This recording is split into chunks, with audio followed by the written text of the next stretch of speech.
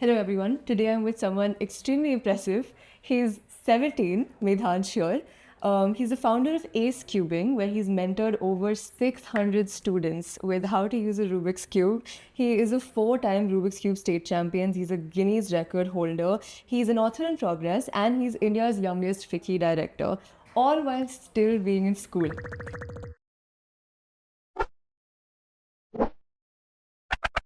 So let's get into that. Where did you start all of this, and how did this happen?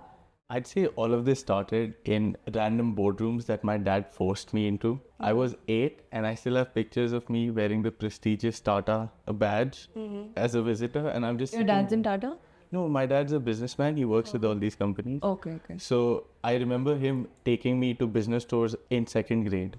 I was just sitting there doing nothing. And I was listening to them, doing a conversation, doing a business deal, whatever. And I think that's where I picked it up. Because coming from a business family, as a 4th-generation entrepreneur, I felt that I had to be one step ahead of my dad, who started his business as 18. So then I went ahead and tried to get into a venture at 15. 15? Yeah. Wow. So which class were you in? 10th grade. Okay. And what was the reaction from your peers, from your teachers?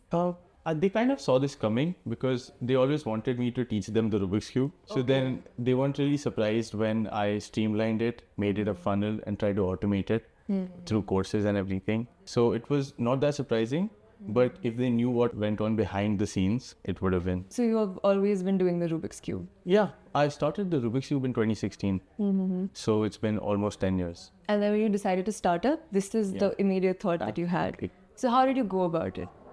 I did not want to outsource it at all. So it took me 2 years to think about what to do.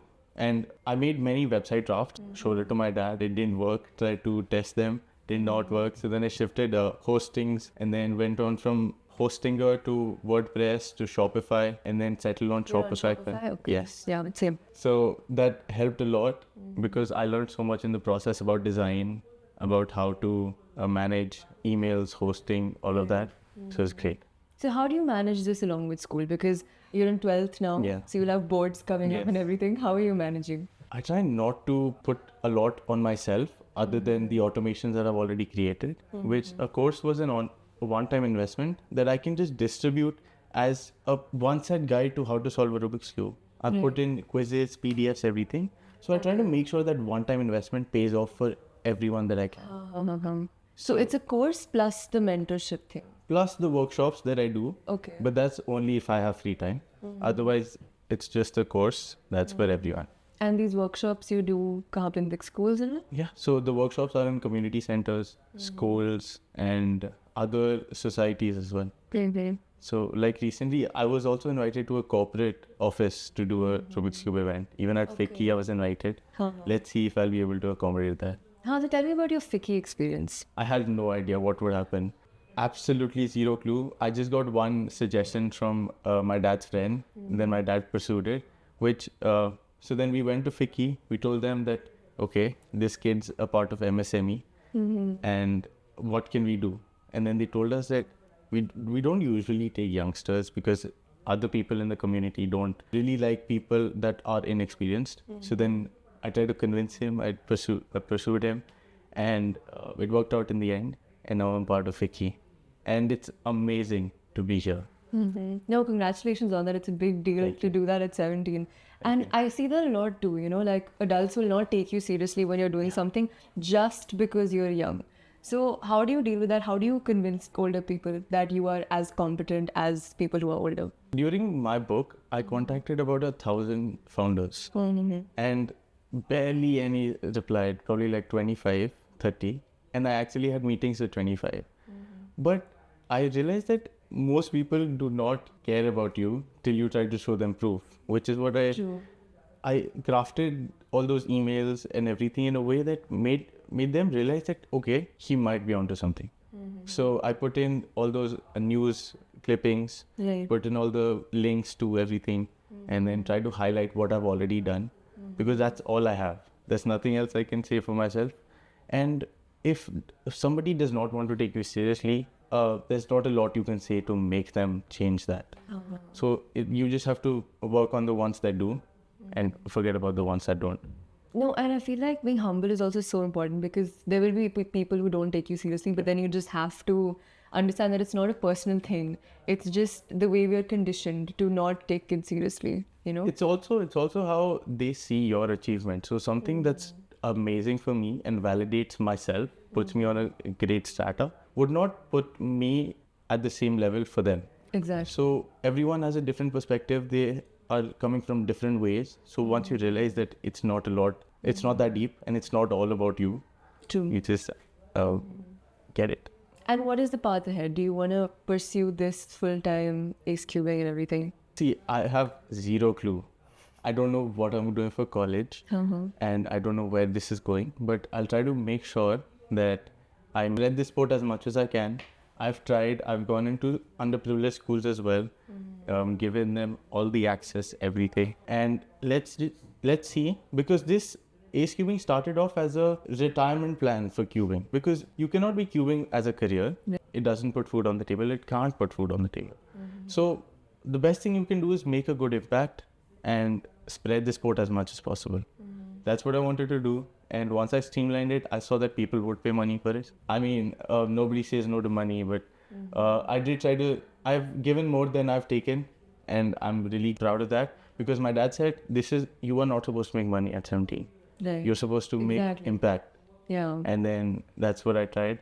Let's see where this goes. I would love to keep this as a hobby, even when I'm working and everything, but I don't know if I'll be able to manage it. No, but this is so important because I feel like when you start making money young, it's, you end up focusing on the money rather than the fact that you're learning something. So even when I started this podcast now, I have made zero money till now. I have just put in money. Yeah. But it's because I enjoy this firstly, and because I'm learning and I know that there's a path ahead here. So that's really important. But what is people's reaction to you sort of making money this young? Do you feel like people see you differently because you're doing all of this? Yes, they do see me differently. They have a different perception about me. And the first question when I tell them I have started, the first question is, how much have you made? Oh. Which says a lot about what other people are thinking, which is something I've realized is not that important. Once you actually get into it, if you focus on the money too much, you're missing out on the impact that you can create. And once you want to help as many people as you can, the money just follows. Yeah, and it's such a short-term lens to ask how much money you're making. Like, how much money you're making does not matter in the grand scheme of things. And even at such a young age, I've seen a lot of people, and I've talked to a lot of people that started making money early, and then they could not focus on their education because that's just how the mindset is. So you need to be a bit wise about what your priorities are at a young age. Exactly. And if you can afford it, then you should try not to make it your first priority. No, but how do you feel about the whole education aspect? Because it is something that is important, but it's very easy to get caught up in the entrepreneurship buzz and what you're actually interested in. But at the end of the day, education is the basis of it all. So what is your thought process there? So for most of 11th grade, I was very anti-education. I was like, okay, this is not going to help me. This is not useful. This does not teach me how to make money. Doesn't tell me how to pay taxes. But then my dad sat me down one day and he told me that jo karna hai, wo karna hai. What has to be done has to be done. So you need to sit down and work it out, because everyone has to do it. And that is one good factor that validates you for the rest of your life, which is education. Yes, yeah. And it's not about what you learn. It's about you proving that, okay, I can work this much, and this is a standard that everyone is doing, and I can work this hard. Exactly. So that is something that changed my perspective. But of course, education is important regardless of if you require it or not. If everyone's using it to judge you and to get into colleges, then what has to be done has to be done. Yeah. So just get to it. Yeah, I mean, in my head, why education is important and why studying is important is because you're able to develop this grit that you're doing something that you probably don't want to do, but you're still putting in so many hours just because you know that you have to get it done. And it teaches you dealing with failure. It teaches you how to bounce back and everything. So I also wanted to ask you this. You must have dealt with some rejections. You must have dealt with some sort of failure when starting up and everything. So how was that? You just have to get really shameless.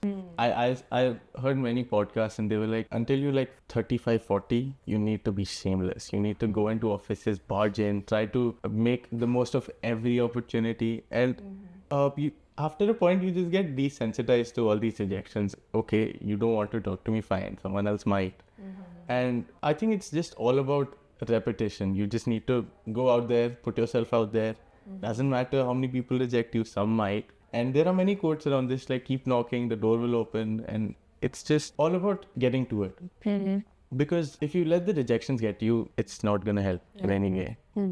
And even about this book as well, I email so many founders and I barely get any responses. But I understand that because I have nothing to give and they have no obligation to reply to me or give me time or commit to me, which is perfectly fine because I understand. And I will try to work myself to the point where I might be worth it for them. Because I have no value to add yet. So, what are some other things you've learned while doing all of this? I've also learned how I always thought all the businessmen, all the industrialists, they thought their thought process was the same. That's what I thought. I put them in the same category. But then once I started interviewing them, I realized that everyone has such a different perspective to everything and they have different reasons for it. So I have to get into the particulars. But there was a question if you should get funding or bootstrap your business. One founder upright said, it's stupid. You need to stop thinking about this and there's no reason for you to think about it. And then other founders, one of them was like, I completely support bootstrapping. It's the best. You shouldn't dilute your company. And then another founder was completely like, what are you doing? You should completely fund because it's good for your speed. You should scale it up as fast as you can. And that's the best. So I just realized how everyone has so many different point of views and it's coming from where they've come from and how they've experienced life. And what's worked for them? What's worked for them. And sometimes you also give credit to our own actions more than we should. How? But I would not like to say that about people that are better than me. But I would just like to say that you need to think about what made them say something. So if I analyze why the founder said it's stupid, it's because both of them have worked out. If I think about why the founder said bootstrapping is important, it's because he's only seen that. And you just have to realize that everyone's coming from a different point of view. And once you start realizing that, you get a completely different outlook on life as well. And it's helped me in my personal life as well. I start to, before looking inwards, I also think about what might have made that situation happen. And are there any lessons that you brought in from entrepreneurship to academics and to your life at school? I mean, the best thing would just be grit. You need to get in there, and doesn't matter if it's 3 a.m. or 4 a.m. I would not like to glamorize the start of life or what I've done. But once you start working, you shouldn't stop before it's over. And that's the most important part. That's something that this startup has taught me. That's something the book has taught me. And that's something I would love to keep up for the rest of my life. No, but tell me about the book. How did you end up thinking that you wanted to write a book also? Okay, so once I started AceCubing, I realized that the first thing I wanted to do was get funding. And I was like, why is that? So then I approached my family, being a family business. Of course, they're not that up to these liberal ways of business. And family businesses aren't very accepting of funding to some of them. So that made me look inwards and made me realize why so many budding entrepreneurs, they start to look for funding, which is not that great. Because it's all about survivorship bias actually. The 1% make it, 99% of them don't. So I started to look and I started to research. I went to Dr. Ritesh Malik. He's the founder of Innovate. That's a co-working space and he's a board member of Plaksha, everything. He told me how everyone has different outlooks, like even Walmart. We talked about many case studies and I realized that everyone needs to know both sides of the blade. Funding is a blade and bootstrapping is also a risky thing. Whichever one you do, it needs to be an informed decision. And that is what I wanted to get to the other budding entrepreneurs, which is why I spent 2 years trying to contact all these founders, put in exclusive insights from them, because I have not a lot to give. All I could provide was my research, my own experience, and these exclusive founders' insights that I could give. So other than a personal motive, this made it a personal project that taught me a lot, made me help other budding entrepreneurs, and also helped me reach out to other founders. Oh, wow. So my main motive with this book is this is not what I started with, by the way. My main question was, why do people get funding? Okay. That was my main question when I started. And then over the 2 years, when it like crafts like a river, you just crafts your way. And now my main motive is to show everyone what the two sides of funding and bootstrapping are, so that every decision can be informed. And I think the fact that the first thing founders look for is funding is because it's a very easy thing to blame. I couldn't make it because I didn't have the funds. But did you try to utilize all the resources that you do have? Because you probably do have a lot of resources. And I think that's a great idea if you're trying to focus this book particularly for young people, because there's so much knowledge out there. There's such a wealth of knowledge, but it's not targeted to young people, and it's not simplified to a level where they can understand it or they can implement it. So another thing I'm curious about is you were talking about those 3 a.m., 4 a.m. nights. Yeah. What does your week look like with school and everything? Essentially, my week on Saturdays and Sundays, I work till 2. I don't work all the time. I also doom scroll. I'm too down this rabbit hole. But sometimes I just put my phone away, give it to my mom, and try to get the work done. Because once you're under a deadline and once you're committed, you just have to get it done, regardless of how much you want to doom scroll. But just a normal day, school in the morning, and then tuitions in the afternoon, evening as well, and then sometimes the gym. Otherwise, I'm just either doing homework or scrolling or working till 1, 2, and then I sleep for school at 6. And then I just... Oh, you sleep at 6? No, sleep at 2 and then you till wake up 6, and then I survive on 4 hours of sleep. How do you survive? I don't know. I mean, our don't life know. is also like this only in college, but Yeah. now it's not like this in school. No, but then sometimes I also take naps in the evening, and then I I get thought you were going scolded. to say take naps in the classes too. I do that too. And then I take naps in the evening, and then I get scolded by my mom. Why? Because she's like, abhi soega. So then And baad then mein raat ko nahi jagega. soge, acha, Yeah, so then, makes sense. you know how parents are with late Sleep schedules cycle. and everything. So it's all a part of the journey. And what I've realized is if you glamorize all this scheduling stuff too much, it's not going to work out. You just need to see what works for you, and everyone has a different circadian rhythm. True. So see what works for you and make a schedule that is adapted to you other than what other people you're following. And you just need to test out and do what works. Yeah, true. I completely agree. Yeah. And do you ever feel like you're ever missing out? Because you must be seeing all of your friends, you know, going out and having fun. Because school is kind of the last time that you're all together, you're all in the same place, and then you all go to different places, different countries and everything. So do you get the fear of missing out? Something I do is that I put myself out there. I go to every party and every outing that I can. And then I sacrifice on sleep. So I remember one time I went to this party. We came back at 2, and then I had a workshop in the morning. And then I got home at 4, got up at 8, went to the workshop, did a workshop at 10, and then it was just so much fun. Because once you start balancing both the things, I don't appreciate how people talk about work-life balance. If you just want to go out there, do it. If you want to work for it, do it. Because nobody's forcing you to do anything. Nobody's forcing you to have a ratio, like you need to go out this time, this many hours. And not everyone is going to adapt to your schedule. So whatever everyone's doing, if you want to do it, do it. And one time I remember I went to this party. I came home at 2. I don't party too hard. I came home at 2, and then in the morning I had a marathon at 6. Okay. And it was so much fun.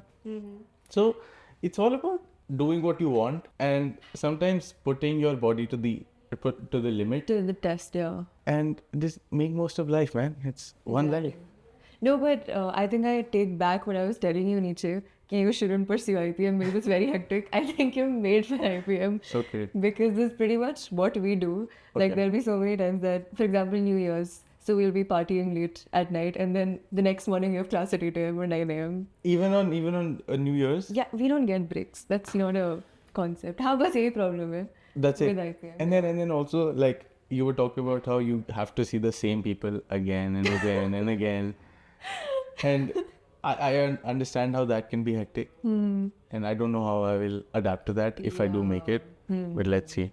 If for that, I have other sets of advice that I'll give you later. Okay.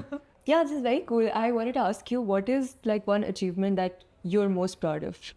It's hard to make a tier list, but something I would put on the top would be to be on the front page of the Hindu. No, yeah, so. So that was a huge milestone, and me seeing it as a huge thing, I saw that other elders around me also appreciate it as much as I did. And they would take you seriously.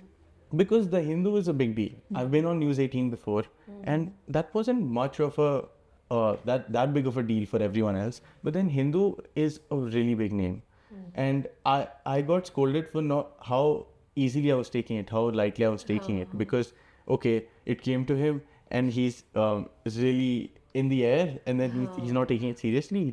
He's not grateful, but I love it.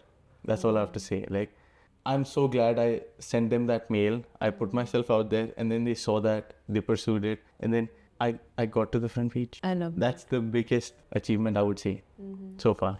Okay, let's just some more rapid fire questions. Okay. Tell me, what is the worst piece of advice that you think older people give teenagers who are starting out? Worst piece of advice in life or like otherwise? Yeah, I mean business and life. Business and life. I would say, what I say, work smart, not hard. That's the most horrid advice you can give someone, because as a teenager, I've seen myself taking that as an excuse of not working too hard. And I sort of use it as a way to get myself out of hard work. And I'm like, work smart, not hard, but that's not the right way. So most of the times it's not the right way. And of course you have to tactically work, but you cannot be using it as an excuse. Yeah, and you always maximize outputs by also working hard. Yeah. Just because you're working smart and you're being efficient doesn't mean that you're not more effective. You don't do more work. So what is one thing that you think young entrepreneurs obsess about that's probably not as important as they think it is? Funding. That's it. Yeah. Because I've seen on LinkedIn, I see so many founders, and I'm a part of a lot of WhatsApp communities of like young founders. I see most of them obsessing over funding. Like, okay, do you want this investor? Do you want this investor? Yes, there's a lot of access to capital, but that should not be your priority. Funding is a way to get there. Funding is the fuel in your car, it's not the car. So you need to focus on how you can make your car run faster. And I just don't like how that, it's all because funding has become so easily accessible. It's becoming an obsession that we need to make ourselves change priorities, and we need to focus on the stuff that actually matters than instead of funding. So that's the one I'd say. Okay. Now a little bit about school. What is your favorite subject and which subject do you hate? Can I say PE? You hate PE? No, I love PE. Okay. And I hate math. I should not have taken math. As commerce without maths, every day I feel good about not taking math. No, commerce with maths, you should please think twice before you take maths. Like 10th grade, you might score, everyone scores in 10th grade, but then 11th and 12th, you just need to be very cautious, and some people regret their decisions, including me. And choose your subjects wisely. But I'll work towards it, don't worry. And to end it, what is one thing that you feel like you should change about yourself? One thing I should change about myself is how I take things too lightly. And sometimes I might have a great opportunity, but then I also lose it for how I treat it and how lightly I take it. So I get that as a teenager, you're like all happy, jolly, everything. But then also, if you're at such a post, then you need to be a bit more mature. And I try to do that most of the times, but like, of course, you can't be perfect all the time. So I would love to work towards being a bit more serious towards stuff that requires seriousness. And yeah, I think that should sum up what I would love to do for the next 2-3 years. Like, that's what I'm aiming at for the next 2-3 years. Okay. No, I think you're very self-aware, and that's very important when you're doing all of this. Thank you. So best of luck for all of your endeavors. And where can we find you? You can find me on my website, medhanshseth.com, and then LinkedIn. And then also the AceCubing website has a lot about me. Just Google Medhansh Seth. Yes. Great. Thank you. Yeah, thank you.